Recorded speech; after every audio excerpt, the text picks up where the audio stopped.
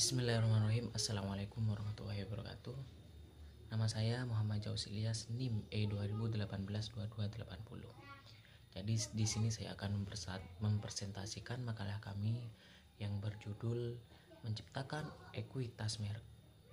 Jadi di sini ada beberapa poin yang akan dijelaskan dan saya kebagian poin yang kelima.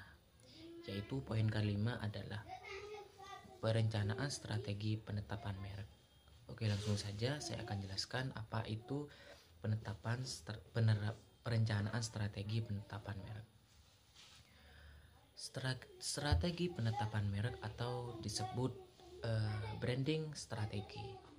Perusahaan mencerminkan jumlah dan jenis baik elemen merek maupun unik yang diterapkan perusahaan pada produk yang dijualnya. Memutuskan cara menetapkan merek produk baru merupakan hal yang sangat penting. Jadi untuk menerapkan sebuah produk baru atau merek dalam sebuah perusahaan itu sangat penting. Ketika perusahaan perkenalkan sebuah produk baru, perusahaan mempunyai 3 pilihan utama. Ketika perusahaan memperkenalkan sebuah produk baru, maka perusahaan tersebut memiliki 3 pilihan, yaitu yang pertama, perusahaan dapat mengembangkan elemen merek baru untuk produk baru. Jadi elemen baru itu akan menjadi produk baru seperti itu. Dan yang kedua, perusahaan dapat menerapkan beberapa elemen mereknya yang sudah ada. Jadi apa yang sudah ada itu menjadi elemennya seperti itu, menggunakan yang sudah ada.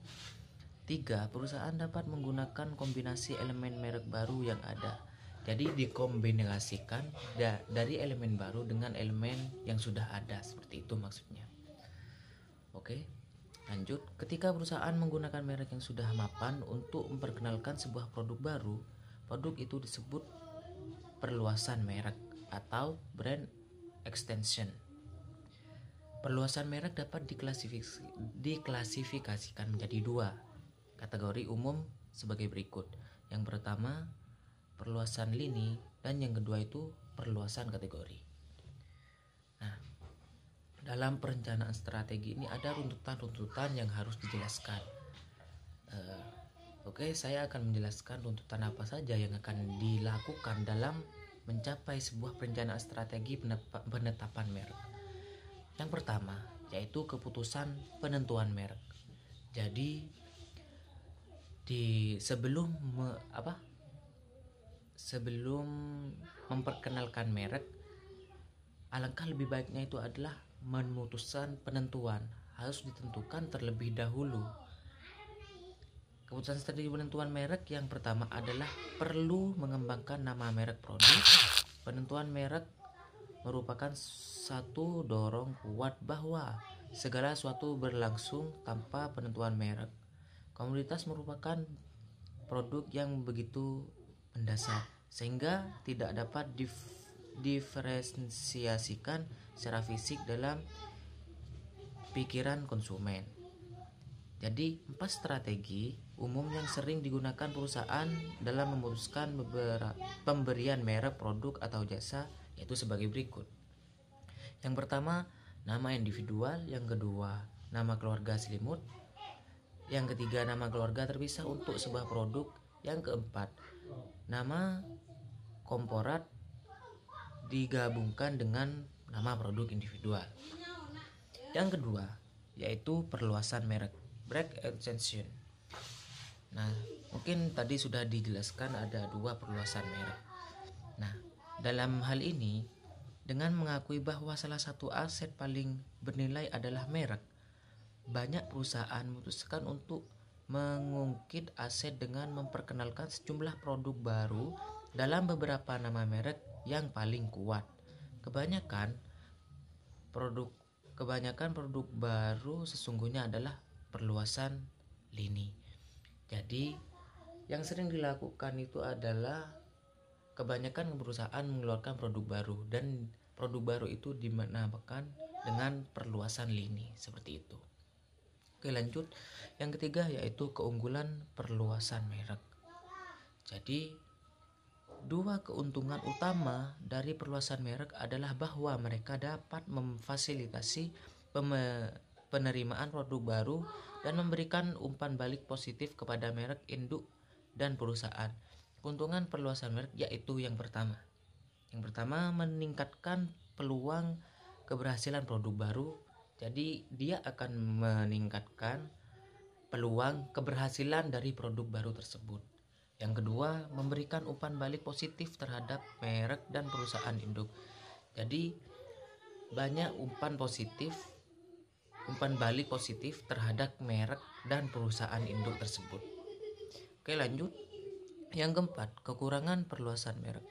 Nah, pada sisi lain, perluasan ini bisa menyebabkan nama merek tidak menjadi sangat teridentifikasi pada produk apapun. Ries dan Trout menyebut ini perangkap perluasan ini.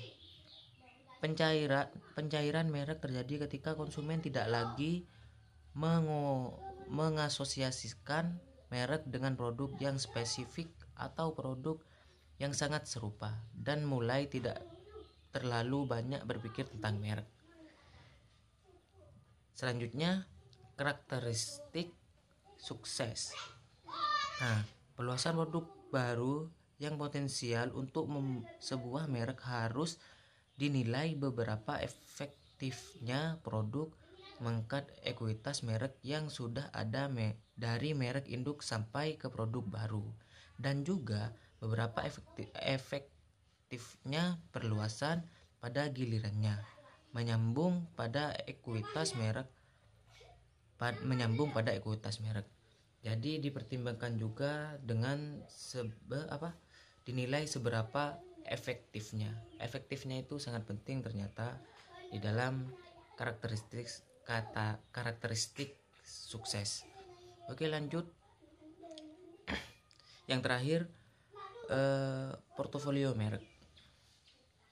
Portofolio merek atau yang dinamakan brand portfolio adalah kumpulan semua merek dan lini merek yang ditawarkan oleh perusahaan khusus untuk penjualan kepada pembeli dalam satu kategori khusus. Jadi portfolio merek ini adalah kumpulan semua merek. Jadi kumpulan semua merek, dan ini merek yang ditawarkan oleh perusahaan.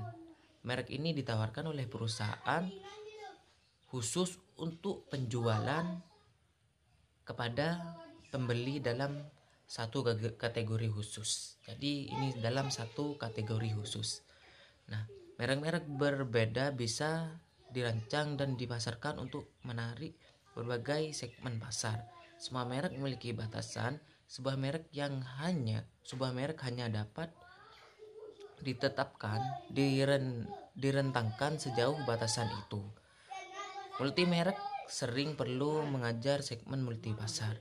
Beberapa alasan lain untuk memperkenalkan multimerek dalam sebuah kategori adalah: yang pertama, meningkatkan kehadiran di rak dan ketergantungan pengecer di toko. Yang kedua, menarik konsumen mencari keragaman yang mungkin dapat beralih ke merek lain. Dan yang ketiga, meningkatkan kompetisi internal dalam perusahaan. Yang keempat, mencapai skala ekonomis dalam iklan, penjualan, perdagangan, dan distribusi fisik. Nah, mungkin hanya itu yang dapat saya sampaikan. Kurang lebihnya mohon maaf. Mungkin banyak kesalahan atau salah kata dari saya. Kurang lebihnya mohon maaf, karena kebenaran itu datangnya dari Allah dan kesalahan itu datangnya dari saya sendiri. Akhir dari saya, wassalamualaikum warahmatullahi wabarakatuh.